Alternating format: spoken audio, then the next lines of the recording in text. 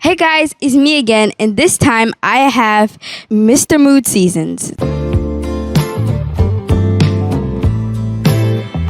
Why did you choose to do a cologne and perfume business? I love perfumes, and there was a way in which I could create what my vision of what scent is, and create money from that. It felt like a no-brainer for me. Did you always dream about doing something like this? Know about perfumes. I've had different dreams over the years, from wanting to be a policeman. Yeah, I know. That, and then I wanted to be a doctor at some point. Then I figured out maybe I want to own the hospital instead. So then the grafting to just look for so many ways. I have so many ideas, some of which I probably may never get to. But, I just sort of been choosing one along the way, and Mood Seasons just had a right feel, and I just went for it. Do you even know why you wanted to become a policeman? Honestly, in London, right, the stereotypical look of a policeman is a hat, a long hat. And I just felt I looked cool in it. I mean, that only lasted for like 6 months.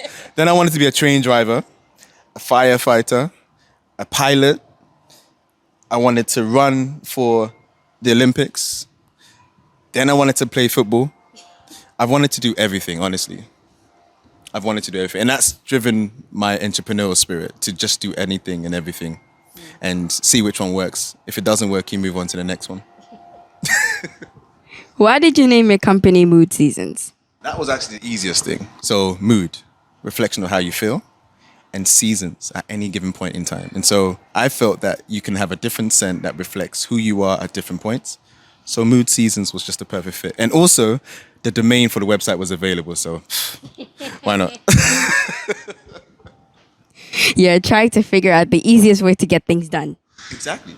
I mean, honestly speaking, it saves a lot of time. If you can keep things as simple as possible, the idea could be so extravagant and so complicated. But if your execution is simple, you're halfway there. So, with you doing it, how far have you gotten into? Because I don't know if it's been like months, years, like when have you started? So it's been, Mood Seasons has been in business since 2020, May 2020. It's since then, it started in London. I moved production over to Ghana for obvious reasons. And we've just sort of been playing it by ear. We've had a lot of people that have been interested in the scents. I've always focused on the ones that have been buying already.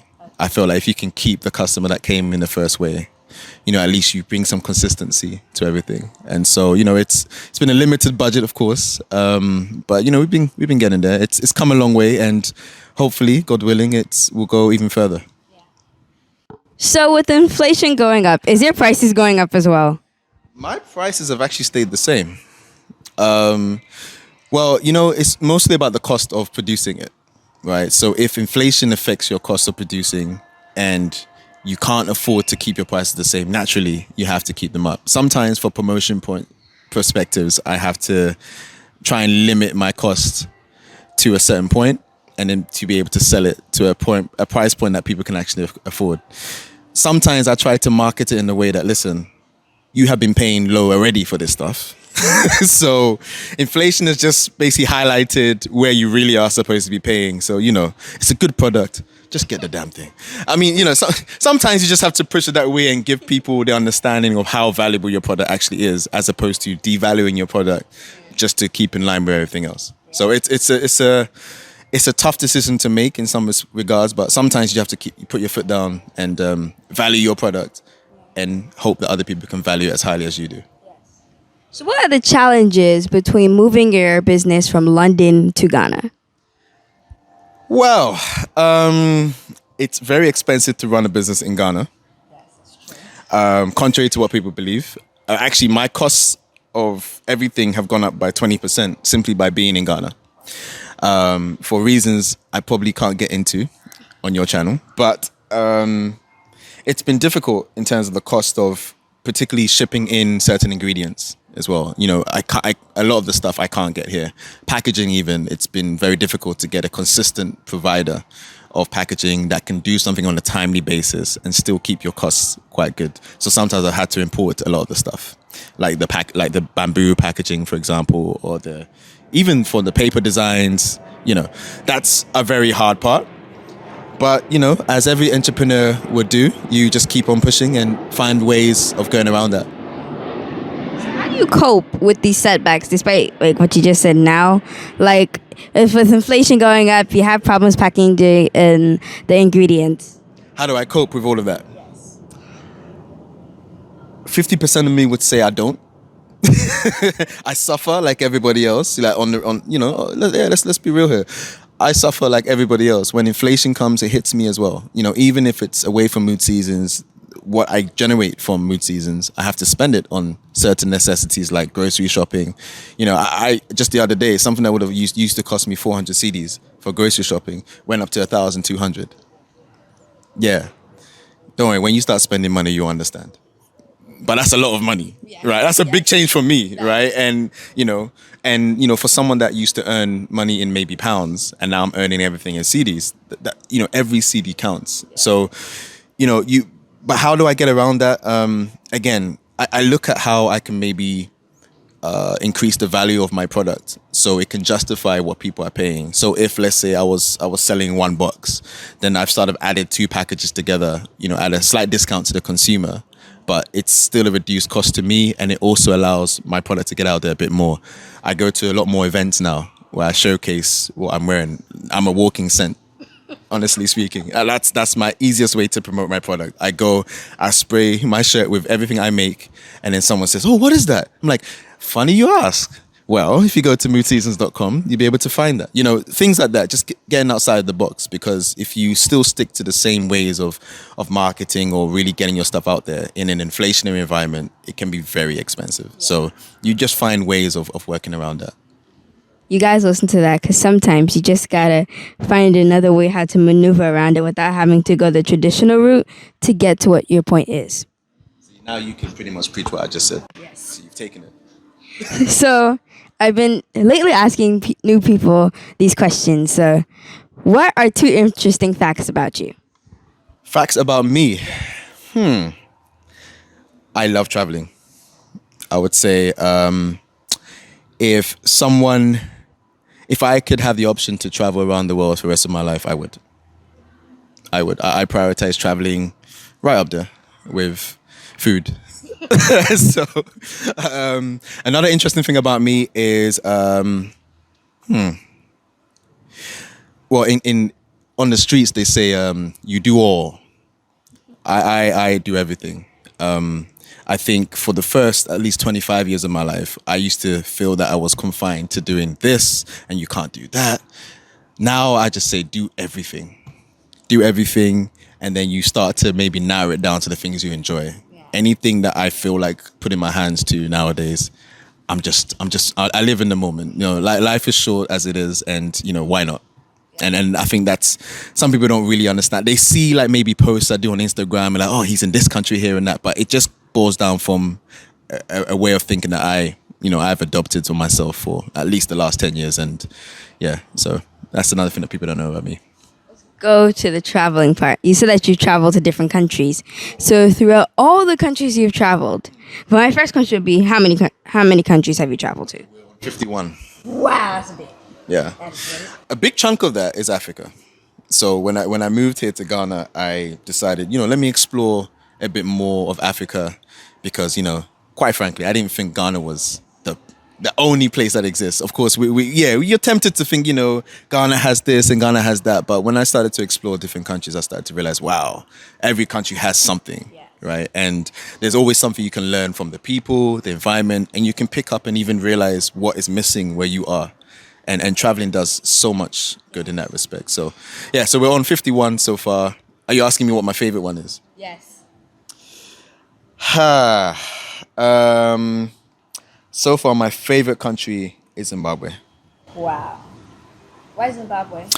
Natural beauty. It's just, it's different. It's different. For those who have been used to West Africa and East Africa, South Africa is just a completely different environment. It's very free, natural, free flowing. The people are just very different.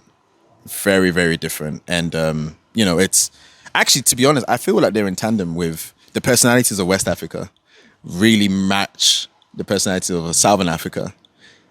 Like they're opposites that just match, to be honest. And I think, to be honest, more people should go between those two countries, those two regions, for sure.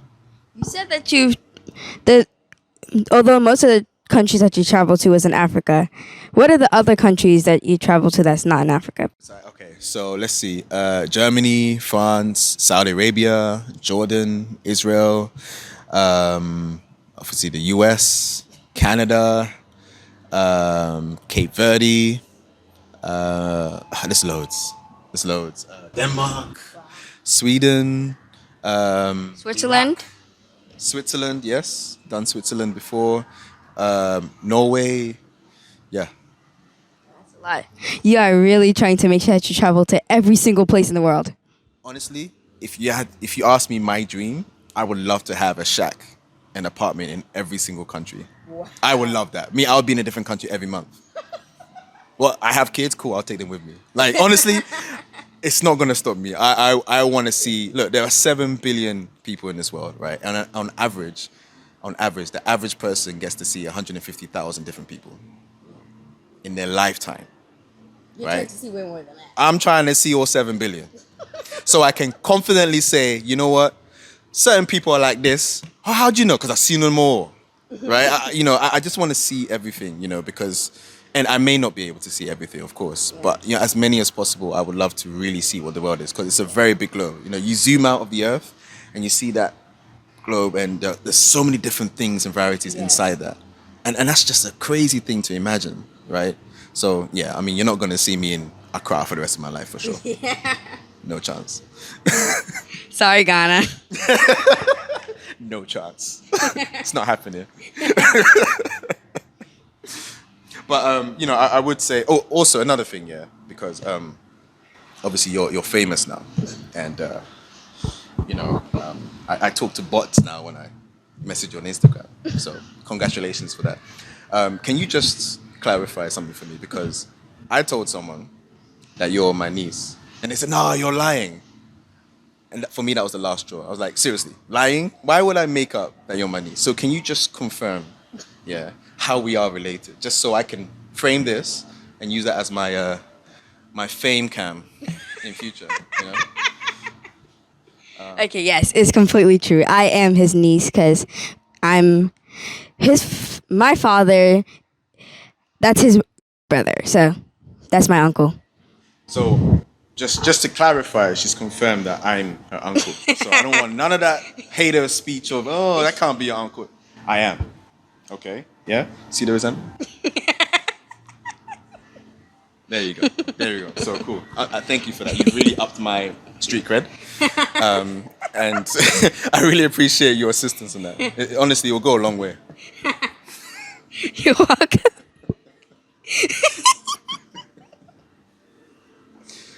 But thank you. You're welcome. Okay, so my last question. Do you have any encouraging words for children? Yes. Children, you are in a fantastic position right now in this day and age. As a kid, I didn't get access to even half of what kids have now in terms of the things you can see, the things you can learn, and how you can learn them. Use it.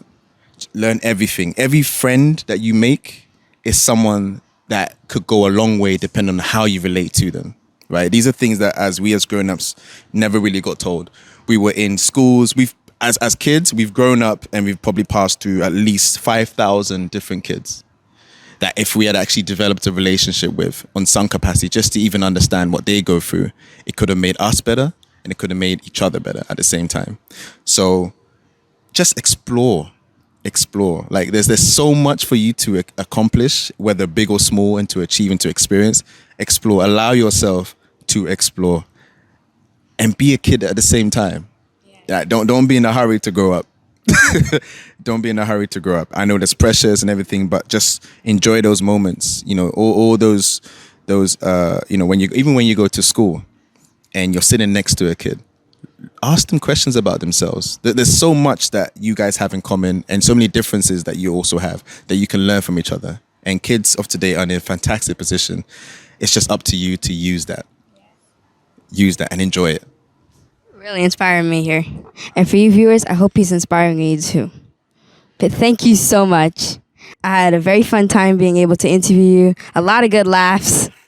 So And no, and thank you for spending the time to interview me as well. And yeah, honestly, I really adore what you're doing, honestly. And you know, I see your Instagram posts and videos and interviews that you do with other people. It's inspiring as well. You know, kids can inspire grown-ups at the same time, and you know, it's just it's a pleasure to watch. So keep on doing you, keep on exploring, keep on sending out the positivity with your smiles and you know and everything that you're doing. You know, you'll go a long way. And I'm a fan from afar and up close. Take your pick. thank you. You're welcome.